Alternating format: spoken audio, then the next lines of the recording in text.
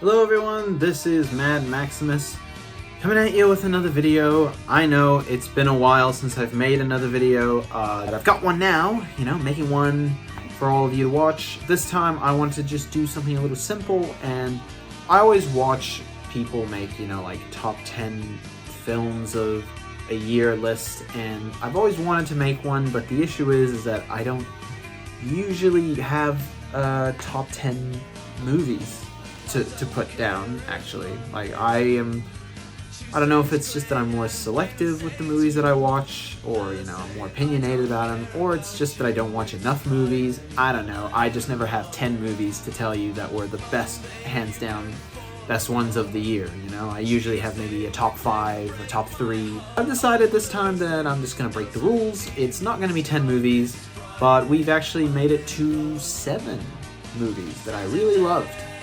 And that's good for me. But these were just my personal favorite films of 2021. These were the ones I enjoyed the most, that I would recommend to anyone, that I still think about to this day, and that I want to rewatch as soon as I get a chance. So without further ado, let's talk about my 7 best movies of 2021. Number 7. Number 7 on my list is The Tomorrow War. This movie, I didn't even really see a proper trailer for it, and I'd heard whispers about it, and I knew it was on Amazon, and it was the new movie with Chris Pratt, and it was going to be like an action sci-fi film, and while I love myself a good action sci-fi, this was not one that I was entirely sure about. It looked a little generic, and I thought it was just going to be okay and entertaining at best, but I was with my flatmates and we decided to watch it. I gave it a shot. To my surprise, this movie was very entertaining. It was very emotional. It had a lot of surprising twists and turns that I honestly did not expect from this film. It really does play with the whole idea of, this seems like a very typical generic action film, but it actually takes a lot of cool twists and turns that add some more originality into the mix, and really takes the story in a different turn that is more interesting. So I didn't know what the story of this movie was either. So this movie is, it's all about like a future war that happens, and there's like these monsters that attack in the future that basically cripples humanity, and humanity is like on its last legs. And it really does focus a little bit about, the dread of the future war that happens within the present, and how soldiers are picked from the present to go into the future and fight this war, and then they get to come back when they're done. And I find that like a really interesting concept that I personally hadn't seen done before, so I thought that was really cool. It had a really good cast. Chris Pratt, he's kind of doing his usual thing, he's kind of the funny guy, but he knows what he's doing, and he's, this time around, it's not like Star-Lord, and it's different enough that I was able to enjoy his character, and I do enjoy Chris Pratt normally. J.K. Simmons, he's just awesome all the time. Betty Gilpin was in it, which is cool, and I think I'm pronouncing her name right, Yvonne Strahovski. If I get that wrong, let me know. But she was in this film, and I hadn't seen her in a long time. She does a good job. Sam Richardson in this movie is absolutely hilarious. He was such a fun comic relief character. This whole movie kind of felt like a 90s action sci-fi film, but kind of updated for the modern times, which is really important. But it has that fun, cheesy quality. It kind of pokes fun at itself every now and then. And it's got something for everything. It's got a bit of drama, it's got some comedy, and it's got some high stakes action. So yeah, all in all, The Tomorrow War was a very surprisingly entertaining and emotional film, and I think it's definitely worth your time. Definitely check it out on Amazon Prime if you can. Number 6. Number 6, we have The Suicide Squad. Not Suicide Squad from 2016, The Suicide Squad. Key difference. Yes, a DC Comics movie made it onto my list. Who knew? Okay, that's a little mean. DC has been doing better in recent years, and I think this movie is a real high point for them. Didn't hate the original Suicide Squad as much as most people do. It's a bit of a hot take, I know.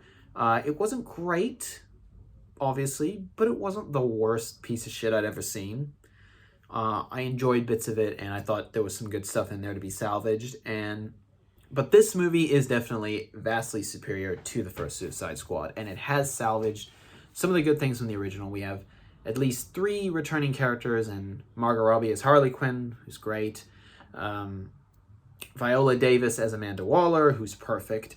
And Joel Kinnaman as Rick Flag, who's a lot more likable and has a lot more character this time around. So that was a pretty cool improvement. And then we've got all new characters. John Cena as Peacemaker, who is hysterical. He is so funny in this movie. I love me some John Cena. I do need to watch the Peacemaker TV show. I haven't seen it yet. I will after this. But he was great here. He was a great comedic presence. He's like Captain America if he was a dim-witted asshole, and I thought that really worked. Then we have my favorite of the group, which was Daniela Melchior as Ratcatcher. She was great. She was my favorite character. She has a lot of heart.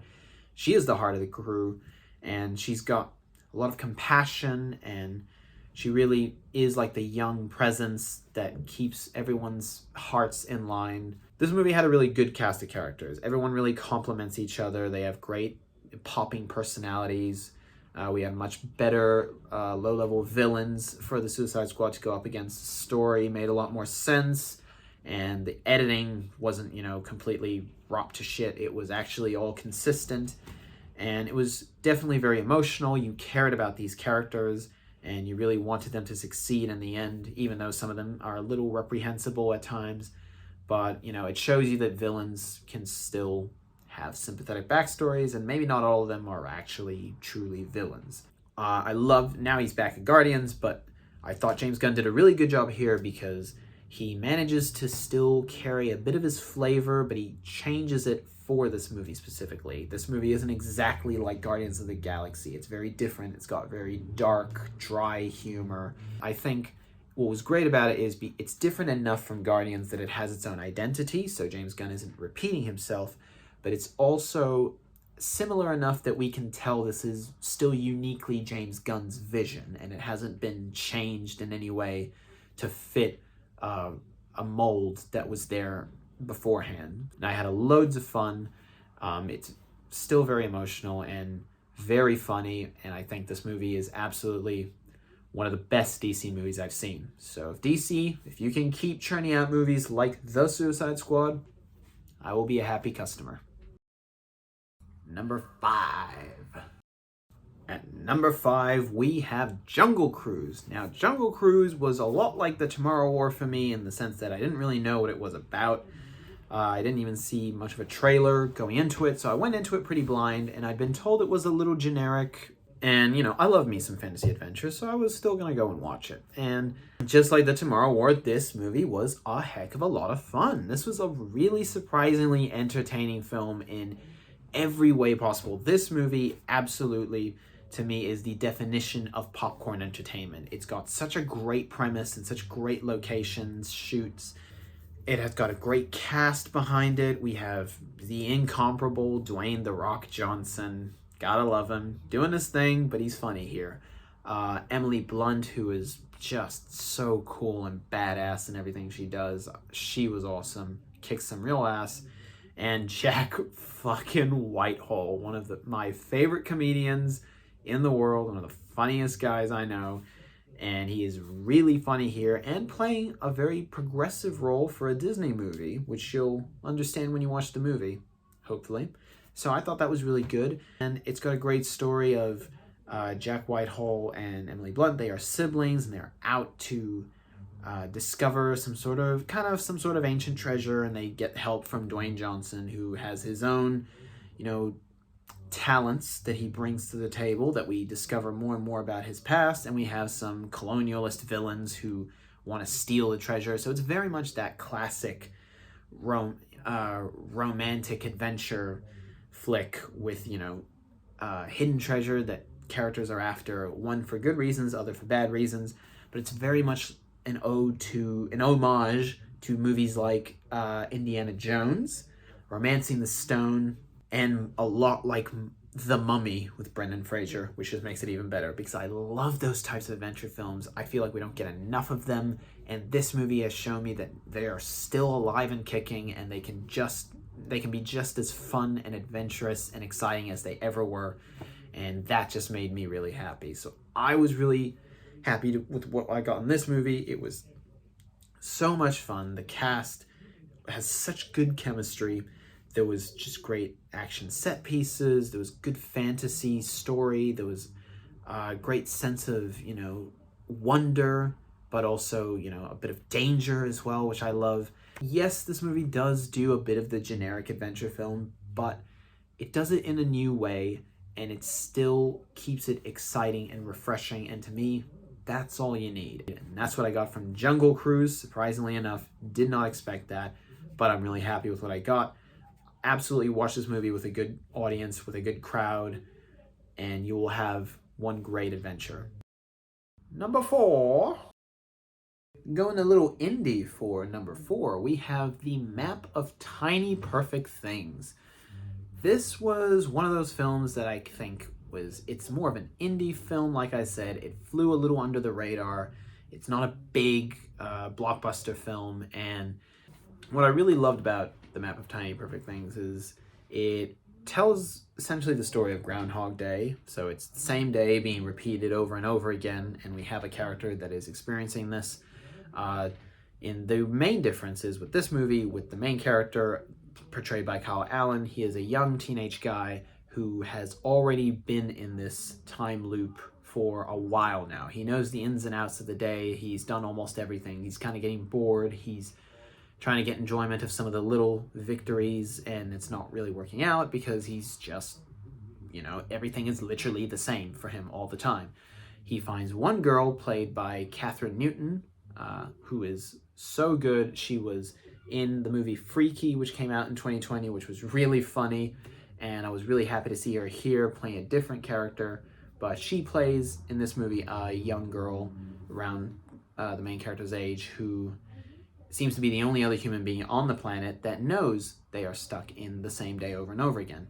These two form a friendship and, begin to grow closer beyond that, and together both try to find new ways to enjoy this time loop that they're in, whilst also at the end trying to figure out how to get out of it. But I really love this movie because it is such a small scale movie. Like, this isn't, big explosions or, potential end of the world stakes. This is a very personal, intimate story between these two characters who we discover have more emotional depth to them that explains why they are the way they are and what their motivations are. And it's very light. It's kind of like a bit of romance, a bit of a comedy drama, but it's very quirky and it's very relatable. Like, none of the humor or quirks in this movie are, like super well written, snarky, and wink at the camera. It's very just normal, everyday kind of jokes that some people make, and it's got some really relatable awkwardness between the main characters that I just really connected with. It really made me feel like these were real people, real young people that I would meet in my day-to-day, and I really appreciated that from the movie. And it kept everything in a really small scale, intimate story that makes you really love the characters and really root for them to make their emotional breakthrough by the end. So that's something that I really appreciated about it, and I think it does this all with the guise of an out there sci-fi concept of a day that's stuck in a loop and keeps repeating. None of the actors in this movie besides Katherine Newton for me were all that recognizable. A lot of them I think might be, newcomers, which was also really refreshing. I think Kyle Allen gives a great performance. He's very funny and very relatable, and every actor in this movie, I think, was a different actor that I'd never seen before that really does carry that realistic, intimate journey that I really loved seeing in this movie. That's what I can really say without spoiling it. This is very much, like I said, it's an independent film. It's not very well known. It's flown under the radar, and I don't know that a lot of people have actually really seen it. And I would love for more people to see this, because this is absolutely the type of movie that I love, and this is the type of movie that is very relatable, that'll be a lot of fun, it'll be very emotional, and I think more people should give it attention so that these great actors who are in it get more opportunities, as well as the people behind the camera. And it's on Amazon Prime. You can check it out. It definitely is worth your time. Map of Tiny Perfect Things. Give it a watch, guys. Number 3. At number 3, we have Free Guy. And oh my god, this movie is absolute balls to the wall, entertaining fun. This movie, oh my god, why didn't I go to the theaters to see this movie? Because this movie is a crowd film. It's a crowd-pleasing film. This is the type of movie you watch in the theater. It has all the budget, the effects, and it's got my main man, Ryan Reynolds, who's, once again, he's not playing Deadpool. He is doing a new Ryan Reynolds movie. And I was hoping this one would be different because sometimes Ryan Reynolds just tends to play Deadpool again or play himself. And I love him and I love Deadpool, but I want Ryan Reynolds to really stretch his acting chops, and he does in this movie. He plays a different type of character that at times has a bit of that Reynolds humor, but it's different enough from what he normally does. So this movie, Free Guy, what is it about? It is about Ryan Reynolds' character, who is an NPC character named Guy. He is an NPC in an online role-playing video game. What NPC means, if you don't know, it's a non-playable character. He is just a character in the background. He is set dressing. He has no lines. He has no real story or purpose until he develops a conscience and becomes the first consciously aware character within the video game, complete with thoughts and feelings, and can change the course of the game, and he plays himself within the game, essentially. In the real world within this movie, the developers of the game, who are a young guy and girl, played by Joe Keery from Stranger Things, which is great, and Jodie Comer. And I've heard of her before. I know that she does things like Killing Eve, but I've never actually seen her, but she is great in this movie. They are the two developers of the online world video game, and they had it stolen from them by this big corporate mogul asshole played by good old Kiwi actor Taika Waititi, who is hilarious in this movie as well. They want to get their game back and keep Ryan Reynolds' character alive and conscious so he doesn't get changed or deleted by the corporate, mogul developers. So it's kind of The Matrix meets The Truman Show, and I love that idea because it makes the movie so much fun. There's so many great possibilities that the movie really takes advantage of. It's got some great references from video game media and movies that you just have to watch this movie with a big group of really nerdy friends, because you will all get a kick out of watching this movie for it. It deals with a lot more deeper philosophical ideas about what is consciousness and, what is real and how does that affect the way we live, and can we live on past that? And that was really surprising for a big blockbuster film to really deal with those philosophical ideas while still give us a great fun time. It's one of the best video game movies that I've ever seen, and it's, funnily enough, it's not even based on a video game. It's not based on anything. This is an original movie. It has absolutely no ties to any comic book, any book, novel, movie, video game, TV show, or any pre-existing IP. This is just a good script that was written and directed by Sean Levy, who's done some great comedies and films in the past, and it is absolutely the type of movie that we need now. It's on Disney+, but go just absolutely watch this in a group of friends who are nerdy for this kind of stuff. You will have one bitchin' time with Free Guy. Number 2. All right, now we are getting into the point of the video where the next two films are absolutely in the order that they should be. These are absolutely my top 2 favorite films of 2021. And number 2, we have Tick, Tick, Boom. Tick, Tick, Boom is a musical film about Jonathan Larson, who was a great theater writer, playwright in New York in the early 90s, kind of late 80s, early 90s, who wrote such great musicals as Rent and this one, Tick, Tick, Boom, and he had another one called Suburbia, which never got released, never got performed. and it's the one that he's writing throughout the course of this movie. And Tick, Tick, Boom is an autobiographical musical about his time writing that play, trying to be a struggling playwright in New York City, and trying to make life as an artist, trying to make a living, and all the struggles that come with that, and how that affects him and his relationships. I'm going to get a lot more serious here, because Tick, Tick, Boom is not just one of the greatest movie musicals I've ever seen. It's not just one of the greatest movies that I've ever seen. It's one of the most important films I've ever watched in my life. This movie touched me in a way that most movies, I can only hope they touch me in this way. It really got to my core, and it's really made me reassess my life in a way. And I don't really talk about this a lot on this channel, because I think this channel, I'm still growing with this channel, still figuring it out what Mad Maximus is on YouTube. But it's worth telling you a little bit more about myself. And my dream is to be an actor. It still is.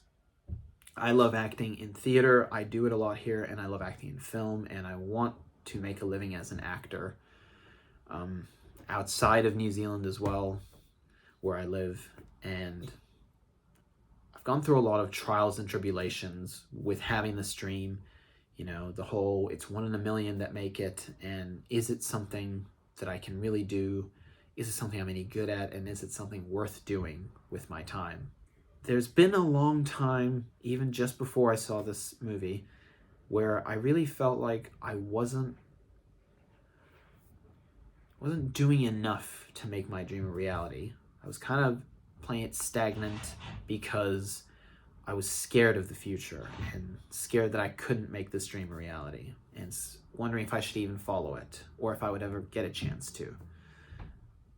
And I had this big roadblock, and I think Tick, Tick, Boom is one of the most realistic and entertaining portrayals of what it is like to be a struggling artist, of being someone that wants to make a living in the arts, and how important the arts is to our everyday life. Because without someone like Jonathan Larson, he was writing his plays back when AIDS was a huge thing. It was killing so many of his friends, and not enough people were talking about it because it was a really taboo subject.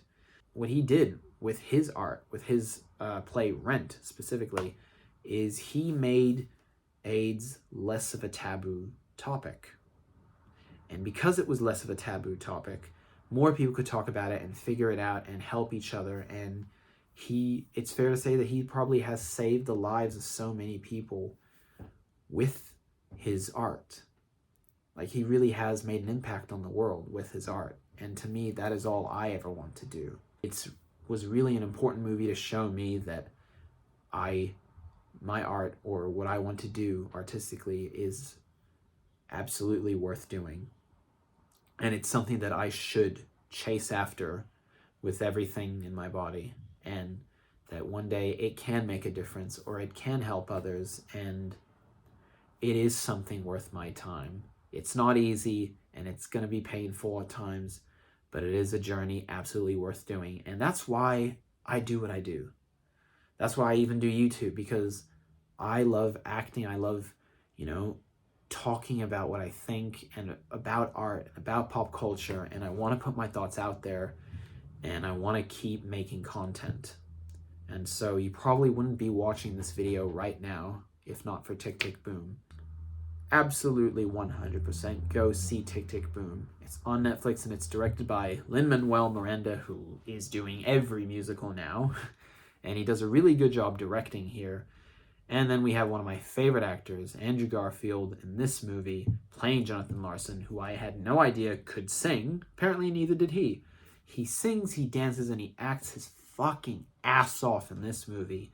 And he does one of the best jobs that I've ever seen him do. This is a movie I will hold in my heart for the rest of my life. I've rewatched this movie a few times already, and it just gets better and better with each viewing. And it's a movie that has really changed my life, and changed how I view my art, and how I pursue my dreams of becoming an actor. or becoming some sort of artist, and maybe it can do the same for you. So Tick, Tick, Boom isn't just a movie I feel like you should see or that you would want to see. It's a movie I feel like we need. I feel like everyone needs this movie. For whatever you want to do in life, Tick, Tick, Boom might just be the big push you need to keep going and to keep chasing after that thing that is truly, you believe is truly your calling. So absolutely, please go watch Tick, Tick, Boom and thank me later when you're further along in your journey. Number 1. So if you've actually seen any of my previous videos, specifically the one before this one, you already know what my favorite movie of 2021 is, and that is Spider-Man No Way Home. And God, it feels so good to say that. I won't say too much about this movie because you can just watch my review for it, which was the video before this video. I think I said pretty much everything I wanted to say about it then, but I'll say it now. A little bit about it. This movie is the biggest surprise of 2021 and absolutely my favorite film of 2021, and it was one of the best theater movie-going experiences I've ever had. This gave me everything I needed. This fixed all of the issues that I had with the MCU trilogy of Spider-Man, and it's developed his character. Tom Holland really gets to play the quintessential version of Spider-Man here. We get a lot of fan service, but it's fan service with a purpose, with a narrative purpose. It's done super well, and it also further develops the character of Spider-Man within the MCU, and I think really makes him come into his own. And it's one of my favorite Marvel movies as well, and I can't spoil too much, but you have to go see this movie if you're a Spider-Man or Marvel fan. Absolutely. It is a crowd pleaser, and takes a lot of twists and turns that you don't expect and makes it a far more emotionally engaging, gut-wrenching, gut-bustingly fun Spider-Man film. I'm just so glad this is the third movie we get, and it's absolutely worth your time. It is absolutely a beautiful love letter to the Spider-Man character and reminded me why Spider-Man is absolutely my favorite superhero of all time, why he's always been my favorite superhero of all time. And that is all I will say. Go watch my review for more if you want to hear more about my thoughts on why exactly I love this movie. Don't want to spoil it too much. With that is Spider-Man No Way Home is my number 1 film of 2021 and definitely worth watching. So there you have it. Those are my top 7 best films of 2021. Those were my favorites. Do you agree? Do you disagree? Were there any movies you thought I missed out that were your favorites? Please comment below. Let me know in the most respectful way possible. Keep things, civil here on the internet. If you liked this video, please like and subscribe to my channel, and I'll see you in the future. And as always, you stay classy, internet. See y'all later.